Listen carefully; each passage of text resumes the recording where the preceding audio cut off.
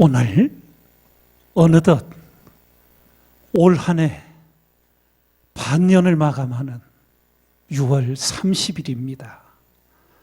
날짜로는 181일째, 내일은 7월 1일을 맞이합니다. 여러 삶의 자리들이 있지만 하나님 주신 시간들을 소중히 가꾸며 우리가 살아가야 될 줄 믿습니다.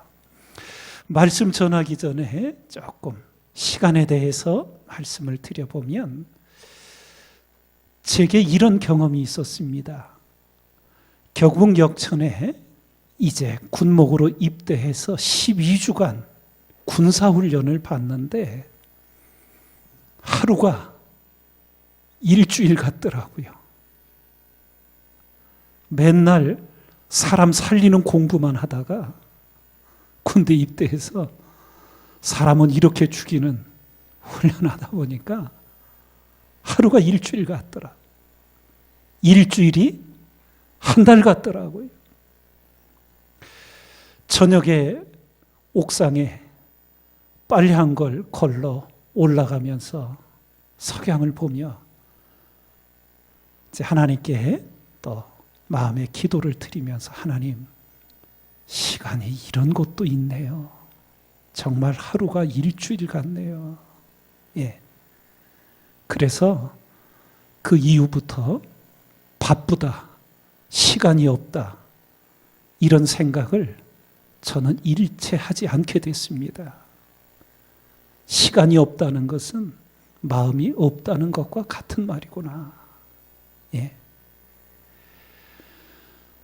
올 한 해 절반이 지났는데 빨리 갔습니까? 늦게 가는 것 같습니까? 그 다음은 말씀 안 드릴게요.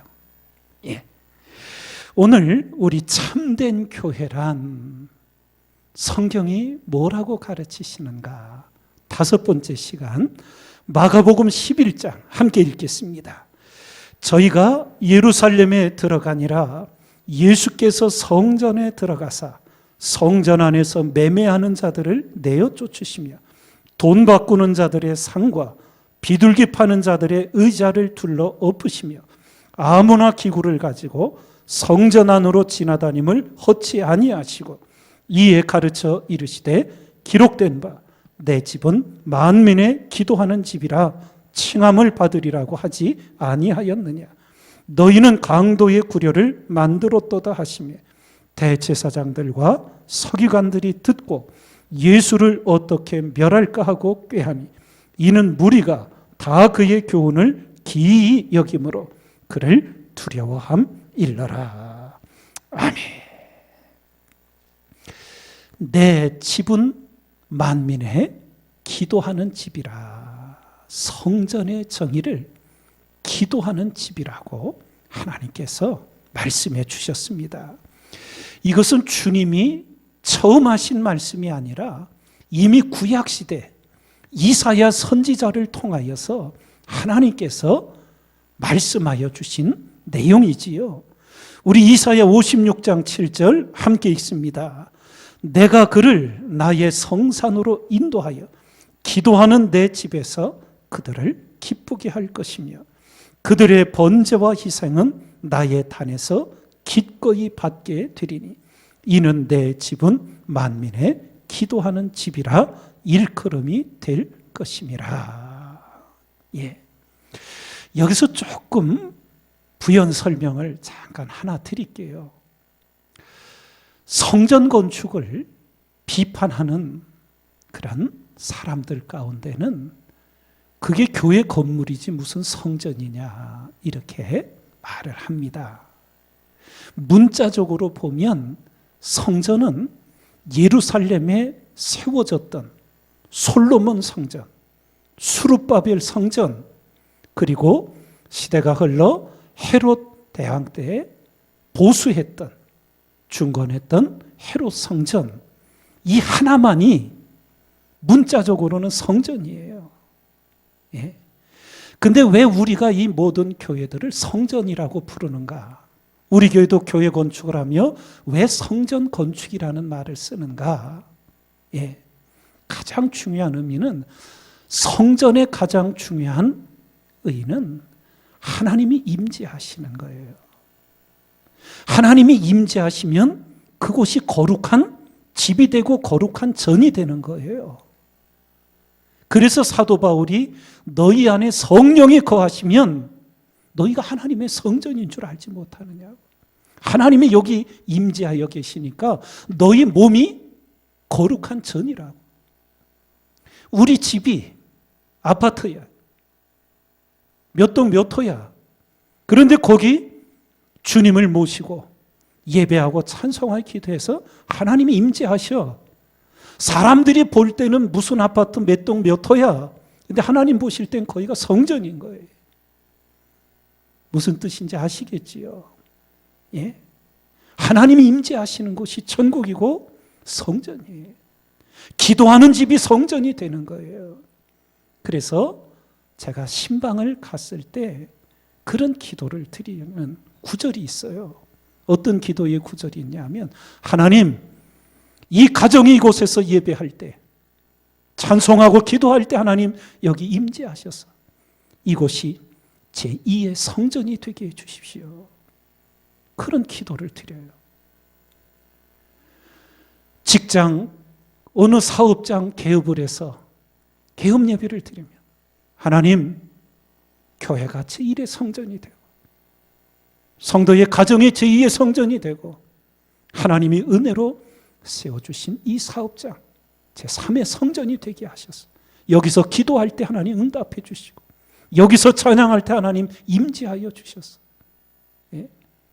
하나님과 동행하는 기업이 되고 이 사업장이 하나님의 기업이 되게 해 주시옵소서.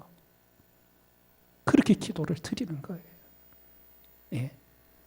그러니 헛소리에 휘말리지 마시고요. 예. 성전이 무엇인지 그걸 우리가 분명히 확신하고 살아가는데, 이 만민의 기도하는 집, 성전에서 기도하는 자에게 하나님이 특별한 은총을 베푸시는 약속이 있어요. 그래서 저도 기회 있을 때마다 성도님들께 집에서도 기도할 수 있고, 일터에서도 기도할 수 있고, 길거리를 걸으면서도 기도할 수 있고, 산책을 하면서도 기도할 수 있어요. 어디서나 하나님을 향하고 하나님 이제 만나 주세요. 근데 성경을 보니까 성전에서 기도하기를 힘쓰는 것이 지혜라는 것을 성경을 통해 알게 되는 거예요. 사무엘의 어머니 한나를 아시지요? 한나. 예. 자식을 낳지 못하는 고통을 안고 있었지요. 그래서 자식을 낳지 못해 두 번째 부인이 들어왔어요. 이름이 분인나였지요. 이 둘째 부인이 들어와서 자식을 낳더니만 누구를 멸시해요? 첫째 부인 한나를 멸시하는 거예요. 이거 뭐 차라리 죽는 게 낫지 한나가 살고 싶겠어요. 그래서 밥도 안 먹고 얼굴은 수심에 가득 차 있고, 예, 그런 상황이었지요. 그런데 한나는 그 당시는 성전이 없었어요. 아직 다윗 솔로몬 훨씬 앞 시대였기 때문에, 예, 그때 광야에서 이동하던 성전이었던 성막이 실로라는 곳에 세워져 있었어요. 그래서 거기에 엘리 제사장이 지키고 있었고, 그 성막에 1년에 한 번씩 남편과 가족들이 올라가서 하나님께 화목제를 드리고 제사를 드리는 거예요. 그 성막에 올라가 한나가 기도하게 되지요. 성경에 이렇게 기록되어 있어요. 매년에 한나가 여호와의 집에 올라갈 때마다, 여기 여호와의 집은 성전이 아니라 뭐라고요? 아직 성막이에요. 예. 남편이 그같이 하매 분인나가 그를 격동시키므로, 남편이 그같이 하매 어떻게 했느냐? 앞에 절이 길어서 안 읽었는데요. 한나의 그 안타까운 처지를 남편이 긍휼히 여기면서 분인나에게 주는 것보다 2곱을 줬다 그래요. 뭐 음식이며 옷이며 뭐 이렇게 구체적으로 더 많이 마음을 쓴 거지요. 그랬더니 분인나가 또 그게 질투가 나가지고 남편에게는 어떻게 할 수 없으니까 한나에게 온갖 악한 짓을 하는 거예요. 예?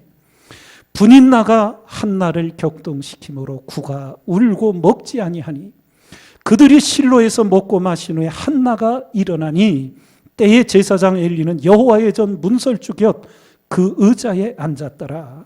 한나가 마음이 괴로워서 여호와께 기도하고 통곡하며 서원하여 가로되 만군의 여호와여 만일 주의 여종의 고통을 돌아보시고 나를 생각하시고 주의 여종을 잊지 아니하사 아들을 주시면 내가 그의 평생에 그를 여호와께 드리고 삭도를 그 머리에 대지 아니하겠나이다.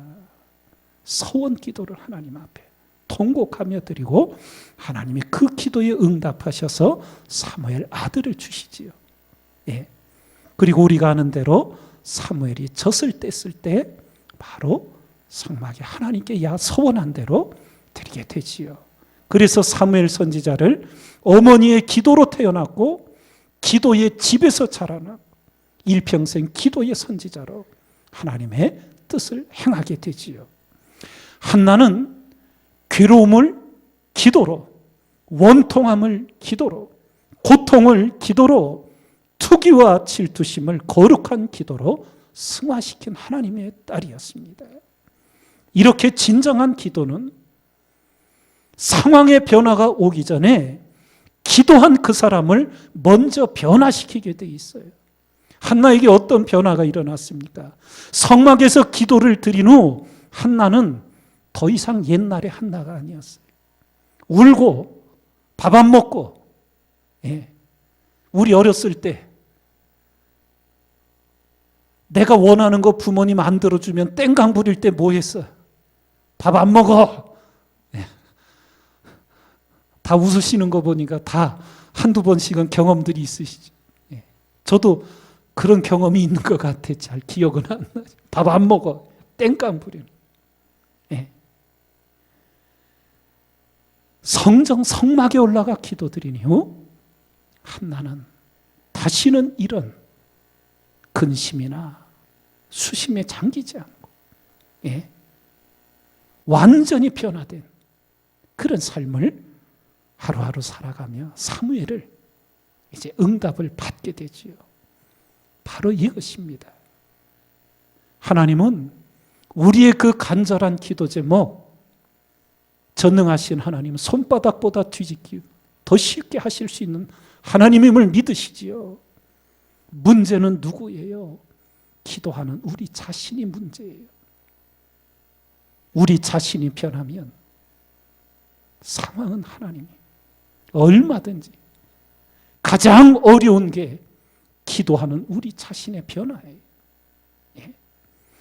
자, 또 우리가 성전에서 드린 기도에 수많은 하나님의 기적의 역사들이 일어나는데, 한 가지 또 예를 들면 남유다 히스기야 왕 때 강대국 아수르 제국이 남유다를 침공해 왔어요. 예?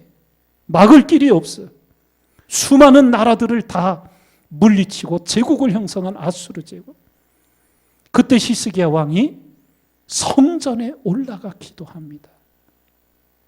어떤 일이 있었냐 하면, 히스기야 왕 14년에 아수르 왕 사네립이 올라와서 유다 모든 견고한 성읍들을 쳐서 취하며 히스기야가 이에 여호와의 전 성전과 왕궁 곳간에 있는 은을 다 주었고, 또 그때의 유다 왕 히스기야가 여호와의 전 문의 금, 성전에 하나님께 드려 문에 칠해놨던 금을 벗겨, 자기가 모든 기둥에 입힌 금을 벗겨 모두 아수르 왕에게 주었더라.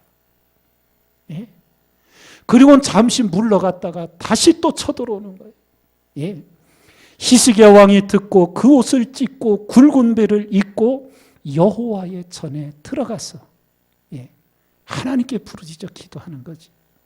그랬더니 하나님께서 이사야 선지자에게 응답의 말을 전해 주시기를 이사야가 저희에게 이르되 너희는 너희 주에게 이렇게 고하라. 여호와의 말씀이 너는 아수르 왕의 신복에게 들은 바 나를 능욕하는 말을 인하여 두려워하지 말라. 내가 한 영을 저의 속에 두어 저로 풍문을 듣고 그 본국으로 돌아가게 하고 또 그 본국에서 저로 칼에 죽게 하리라 하셨느니라. 결국 이후의 기사를 보면 자식들에게 살해를 당해요. 사내립 하나님을 능멸했다. 그러면서 아수르 제국이 무너져 갑니다. 전쟁은 여호와께 속한 것이 역사가 그대로 이루어져요. 이것이 바로 성막에서 성전에서 하나님께 부르짖었던 믿음의 선진들을 통하여 하나님이 역사하셨던 기록들입니다. 그러면 우리가 성전, 기도하는 집에서 드리는 기도에 대한 하나님이 약속이 있어요. 어떤 약속을 주셨는가? 특별히 솔로몬이 성전을 짓고 하나님께 봉헌을 드렸어요. 그 봉헌식 때 그날 밤 하나님이 솔로몬에게 이런 약속을 주십니다. 밤에 여호와께서 솔로몬에게 나타나서 이르시되 내가 이미 내 기도를 듣고 이곳 이 성전을 택하여 내게 제사하는 전을 삼았으니 혹 내가 하늘을 닫고 비를 내리지 아니하거나 가뭄, 비가 내리지 않는 것. 우리나라는 물이 많은 나라예요, 적은 나라예요? 저 중동이나 이런 데 대하면 우리는 물이 많은 지역이지요. 예. 거기는 비가 제때 한번 안 내리면은 정말 큰일 나는 지역인데 비를 내리지 아니하거나 혹 메뚜기로 토산을 먹게 하거나 자연 재앙들이 닥치거나 혹 연병으로, 이 연병이 뭐예요? 전염병을 말하는 거예요. 또 성경에는 온역이라는 표현도 나오지요. 온역이 쉽게 말하면 열나는 거예요. 열나는 전염병. 요즘 전염병 대신에 감염병이라는 말을 쓰더라고요. 여하튼 이게 전부 다 여러분 옛날에 콜레라, 장티푸스, 말라리아 이런 모든 게 다 뭐예요? 열나서 죽는 거예요. 열이 다스려지지 않아가지고 결국 그 균으로 말미암아, 세균 또 바이러스로 말미암아 열이 몸에서 다스려지질 않아서 죽어가는 거지요. 이런 전염병으로 내 백성 가운데 유행하게 할 때, 이런 일들이 일어날 때 내 이름으로 일컫는 내 백성이 그 악한 길에서 떠나 스스로 겸비하고 기도하여 내 얼굴을 구하면 내가 하늘에서 듣고 그 죄를 사하고 그 땅을 고칠지라. 이곳에서 하는 기도에 내가 눈을 들고 귀를 기울이니. 이곳이 어디예요? 성전. 성전에서 하는 기도에 내가 눈을 들고 귀를 기울이니 이는 내가 이미 이 전을 택하고 거룩하게 하여 내 이름으로 여기 영영이 있게 하였습니다. 내 눈과 내 마음이 항상 여기 성전에 있으리라. 이런 약속을 주신 거예요. 그래서 유다 땅에 있으면 원하면 옛날 교통편이 어려웠던 때 멀리 떨어진 지역에서는 쉽지 않았지만 1년에 3번씩은 갔잖아요. 예? 그런데 이제는 다니엘 시대 때는 바벨론의 포로로 끌려가 예루살렘에 올 수도 없었고 와야 모두 없었어요. 성전도 다 불에 타서 없어져 버린다. 예? 어떻게 해야 하냐? 예. 그때 우리 다니엘서를 읽어 잘 알고 있지요. 다니엘 6장 10절 함께 읽습니다. 다니엘이 이 조서의 어인이 찍힌 것을 알고도 자기 집에 돌아가서는 그 방에 예루살렘으로 향하여 열린 창에서 전에 행하던 대로 하루 3번씩 무릎을 꿇고 기도하며 그 하나님께 감사하였더라. 이 말씀 배경 다 아시잖아요. 바벨론 제국이 무너져 메대 제국으로 바뀌었어요. 다리오 왕이 등극했어요. 근데 다리오 왕이 다니엘을 귀하게 여겨 최고의 총리로 세워서 4명의 총리가 있는데 제1총리로 세웠어. 근데 나머지 3명이 뭔 생각을 해? 굴러온 돌이 박힌 돌 빼낸다고. 저 유다의 속국이었던 포로 자식이 우리보다 위에 있다고. 저거 잡아 끌어내려 죽게 한다고. 음모를 꾸며서 사자굴 속에 들어가게 음모를 꾸민 얘기들 다 하시잖아요. 그때 그렇게 기도하면 사자굴에 들어갈 줄 알면서도 어디를 향하여? 예루살렘을 향하여. 지금 성전이 없어요. 그런데도 예루살렘을 향하는 거예요. 하나님을 향하여. 예. 하나님의 성전을 향하여. 하나님 주신 약속을 부여잡고 하루 3번씩 기도를 드렸던 다니엘이 신실합니다. 여러분과 저에게 하나님을 사랑하는 마음, 주의 성전을 사랑하는 마음이 날 충만하시기를 주의 이름으로 축원드립니다. 그러면 오늘 우리 성전은 만민이 기도하는 집이에요. 성전은 뭐 하는 집? 기도하는. 이것이 여러분 잊지 마셔야 돼요. 성전은 예배하는 집이에요. 말씀의 집이에요. 믿음의 집이에요. 여러 가지 많은 역할들을 하게 되는데 성경이 가장 먼저 가르친 것이 성전은 기도하는 집이라고 가르친 거예요.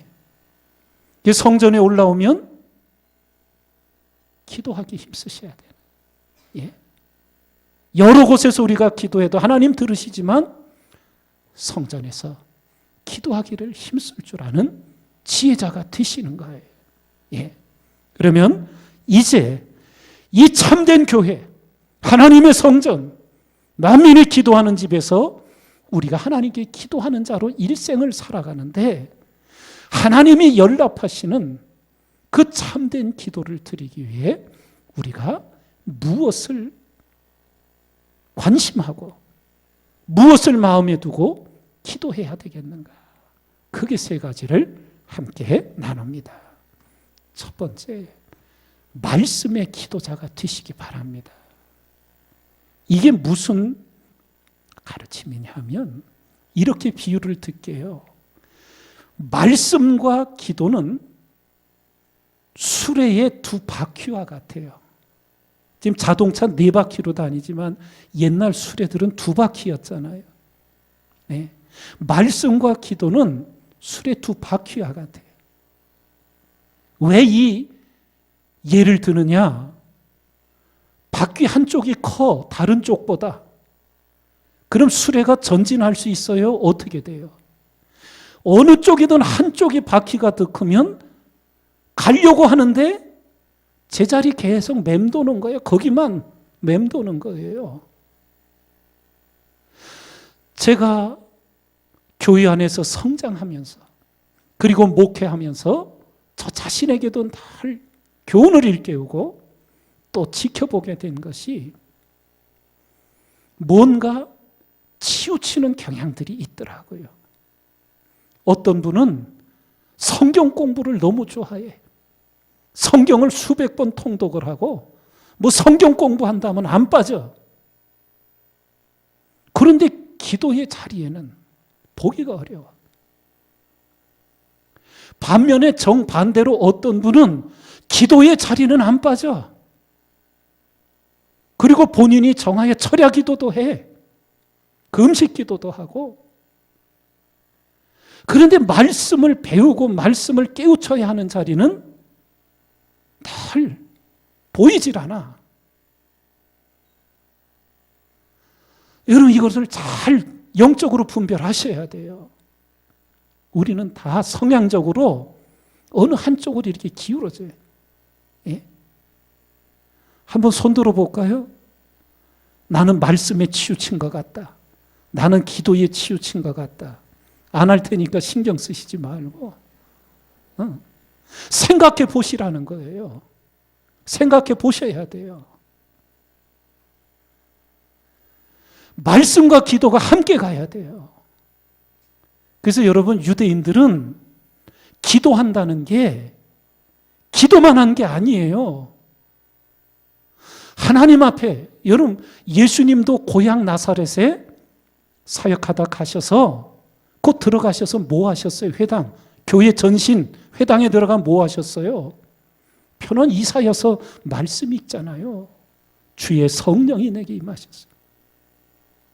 이는 가난한 자에게 복음을 전하게 하시러 내게 기름을 부으사 포로된 자에게 자유를, 눈먼 자에게 다시 보게 하고 눌린 자를 자유케 하려 하고 주의 은혜를 전파하게 하려 함이라.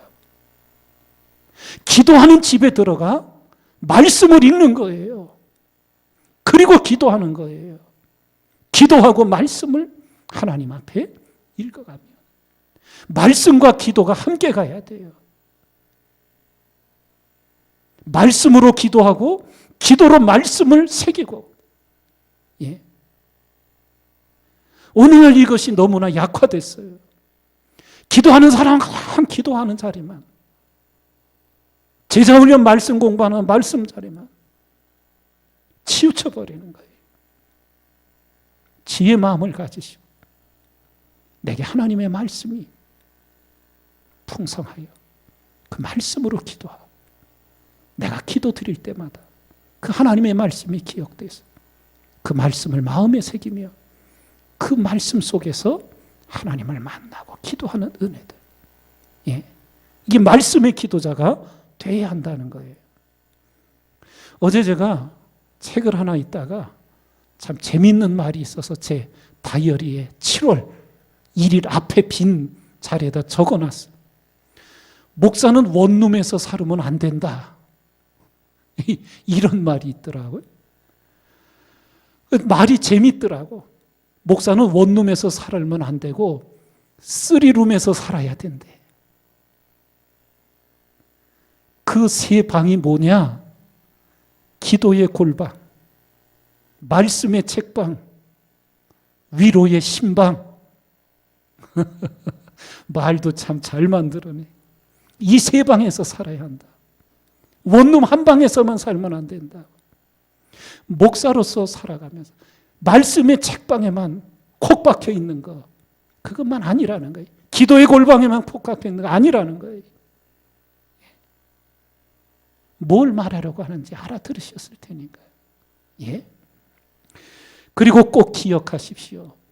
우리가 여러 가지 기도의 내용을 가지고 하나님 앞에 우리가 언어로 기도하지. 근데 가장 강력한 기도는 하나님 말씀으로 드리는 기도임을 기억하시기 바랍니다. 하나님 성경에 이렇게 말씀해 주시지 않았습니까? 성경에 이렇게 약속해 주시지 않았습니까? 그 말씀의 약속을 부여잡고 그 말씀에 의지하여 하나님께 기도드립니다. 하나님 역사해 주시옵소서. 이러이러한 약속대로 하나님 성취하여 주시옵소서. 아까 설명을 드리듯 안 드린 그 말씀에 여기 역대하 7장에 주신 말씀, 솔로몬에게 주신 약속이지요. 혹 내가 하늘을 닫고 비를 내리지 아니하거나 혹 메뚜기로 토산을 먹게 하거나 혹 연병으로 내 백성 가운데 유행하게 할 때에, 지금 코로나19로 지금 1년 반이 넘도록 고통 중에 전 세계가 지내요. 그때 이 말씀을 새기지 않는 자는 자기 생각대로 기도해요. 하나님, 코로나 예수 그리스도 이름으로 끝나게 해주십시오. 물러갈지어다. 이러고 기도해요. 그리고는 자신이 믿음이 좋은 줄 알아. 천만에요. 말씀이 뭐라고 가르쳐요? 이어서 이렇게 연병으로 내 백성 가운데 유행하게 할 때에, 지금 유행하잖아요. 1년 반이 넘도록 할 때에 내 이름으로 일컫는 내 백성이 그 악한 길에서 떠나 스스로 겸비하고 기도하여 내 얼굴을 구하면 내가 하늘에서 듣고 그 죄를 사하고 그 땅을 고칠지라. 뭘 가르치는 거예요? 이러한 재앙들이 그냥 일어나는 게 아니라는 거잖아요. 자신들을 돌아보라는 거잖아요. 하나님의 백성으로서 내가 하나님 앞에 참되고 진실하고 바르게 살아갔는지. 그런데 여러분, 하나님의 비단에 들어가면 내가 미처 보지 못했던 때가 탄 것, 먼지가 묻은 것, 언제 묻었는지도 모르는 것 다 보여요. 하나님께 가까이 가면 갈수록 회개하고 또 회개하고 또 회개하게 되는 거예요. 그런데 회개할 생각은 전혀 하지를 않고, 코로나19 이 악한 것은 예수 그리스도 이름으로 물러갈지어다. 천만에요. 말씀 없이 기도하는 거예요. 백날 기도해도 아무런 역사가 일어날 수 없는 거예요. 예? 말씀을 붙들고 기도하라는 게 이런 거예요. 자기 생각, 자기 판단으로 기도하는 게 아니에요. 말씀에 의지해서 말씀의 약속을 부여잡고 말씀에서 어떻게 기도해야 되는지를 끊임없이 배우고 겸손히 하나님께 엎드려, 주님, 제가 깨닫지 못해 잘못 드리는 기도는 없는지 알게 해주시고 바르게 기도할 수 있도록 도와주시기를 늘 겸손히 구하면서, 이게 말씀의 기도자가 되는 거예요. 두 번째, 구하는 기도와 듣는 기도의 균형을 이루어야 해요. 참된 기도의 생활. 기회 있을 때마다 수없이 말씀드렸어요. 철 안 든 아이의 특징은 뭐예요? 맨날 달라고만 하는 거잖아요. 예. 우리 어르신들은 더 했지만, 제가 저만 해도 잘하던 시대 초등학생만 돼도 철이 들었어요. 요즘 세대들은 어떻게 되는지 모르겠어요. 예. 맨날 구하기만 하는 게 아니란 말이에요. 구하는 기도와 함께 내가 하나님께 구하는 게 있으면 하나님이 내게 구하시는 게 있다는 것을 말씀을 읽으면서 우리는 알잖아요. 구하는 기도와 듣는 기도가 함께 성전에서 올려져야 돼요. 하나님께서 내게 말씀하시는 건 귀를 닫고 마음을 닫고 관심을 기울이지 않고는 내 원하는 것만, 내 필요한 것만 들어달라고 철부지 그런 모습을 벗어야 하는 거예요. 사무엘상 3장 10절 함께 읽습니다. 여호와께서 임하여서서 전과 같이 사무엘아 사무엘아 부르시는지라. 사무엘이 가로되 말씀하옵소서, 주의 종이 듣겠나이다. 다른 분은 그렇게 말을 안 할지 몰라도 제가 개인적으로 성도님들께 그렇게 표현했잖아요. 저는 이 한 구절이 구약 성경에서 제가 이해한 바로는 가장 위대한 기도의 구절이라. 그리고 신약 성경에서 성경 전체를 통해 가장 위대한 기도의 구절 한 구절을 뽑으라면 나는 주님의 겟세마네 동산에 이 구절을 뽑겠다고. 마가복음 14장 함께 읽습니다. 가라사대 아바 아버지, 아버지께는 모든 것이 가능하오니 이 잔을 내게서 옮기시옵소서. 그러나 나의 원대로 마옵시고 아버지의 원대로 하옵소서. 듣는 기도에 집중하게 될 때 결국은 이런 기도가 터져 나오게 되어 있어요.